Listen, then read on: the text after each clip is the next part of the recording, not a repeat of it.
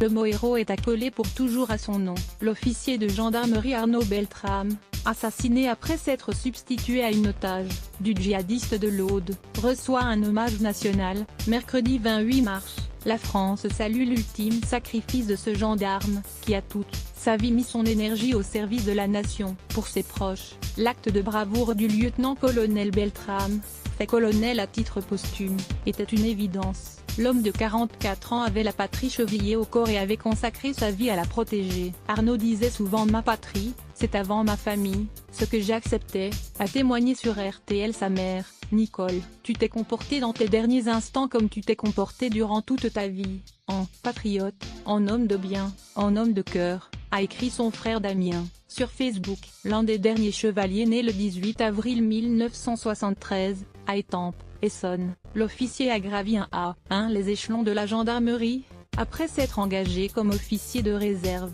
à 21 ans. En 2001, il sort major de l'école militaire intra-armes de Saint-Cyr-Coëquidan. Cette année-là, c'est lui qui porte le drapeau des Saint-Cyriens sur les Champs-Élysées pour le défilé du 14 juillet. Ses supérieurs avaient décelé en lui un militaire qui se bat jusqu'au bout et n'abandonne jamais, selon l'Élysée. Ses camarades de la promo-campagne d'Italie se souviennent encore de ce leader, qui considérait faire partie des derniers chevaliers, raconte l'un d'eux aux Un Rock.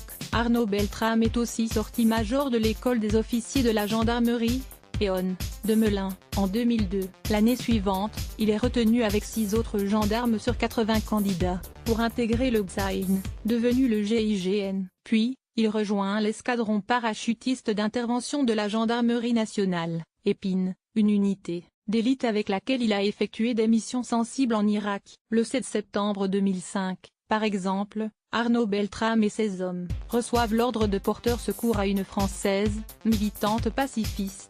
Elle souhaite jouer le rôle de bouclier humain sur plusieurs sites de Bagdad, pour empêcher les bombardements américains, mais l'humanitaire française se retrouve terrée dans un hôtel de Bagdad, otage idéal pour les groupes terroristes, raconte l'OP. Les détails de l'opération restent secrets, mais selon la Direction générale de la Gendarmerie nationale, Arnaud Beltrame conduit alors, au péril de sa vie, une mission complexe de récupération d'un ressortissant français menacé par un groupe terroriste. La réussite de cette mission lui vaut d'être décoré de la Croix de la valeur militaire avec citation à l'ordre de la brigade, rapporte l'hebdomadaire. Devenu par la suite commandant de compagnie au sein de la garde républicaine, affecté pendant 4 ans à la sécurité de l'Élysée, il est devenu commandant de la compagnie d'Avranches, Manche, jusqu'en 2014, puis conseiller auprès du secrétaire général du ministère de l'écologie, avant de devenir numéro 3 du groupement de l'Aude, il y a 1 an. Le geste d'un chrétien pour lui, être gendarme, ça veut dire protéger, confirme encore sa veuve, Marielle, à l'hebdomadaire chrétien La Vie. C'est le geste d'un gendarme et le geste d'un chrétien, on ne peut pas séparer l'un de l'autre, assure celle qui a partagé sa vie, et qui est vétérinaire de la réserve africaine de Sijan. Le couple, marié civilement en 2016, préparait son mariage religieux, prévu le 9 juin, en Bretagne, où Arnaud Beltrame avait ses racines. Seule sa foi peut expliquer la folie de ce sacrifice, qui fait aujourd'hui l'admiration de tous, estime aussi le père Jean-Baptiste, chanoine de l'abbaye de la Grâce, Aude, qui accompagnait le couple dans sa préparation au mariage et a donné l'extrême onction aux gendarmes, samedi, à l'hôpital de Carcassonne. Il savait que sa vie était aussi à Dieu, à la France, à ses frères en danger de mort, écrit le prêtre sur le site du diocèse, évoquant l'authentique conversion du gendarme. À près de 33 ans, l'officier était aussi initié de la Grande Loge de France depuis 2008, et si la Croix affirme qu'il avait depuis quelques années pris ses distances avec la franc-maçonnerie, Philippe Charuel, grand maître de la Grande Loge de France, assure au contraire qu'il était très assidu et remontait régulièrement du sud de la France aux tenues. Notre frère Arnaud Beltrame participait encore à une tenue maçonnique 1 mois seulement avant sa mort, et il était actif au sein de la fraternelle de la gendarmerie, assure encore Philippe Charuel à l'Express. Les deux communautés sont émues par la mort d'Arnaud Beltrame, un courage exemplaire. La France entière aussi est émue, tant par sa mort que par le geste héroïque qui y a conduit. À Trèbes, vendredi 23 mars. Le Super U est bouclé par les gendarmes et le GIGN.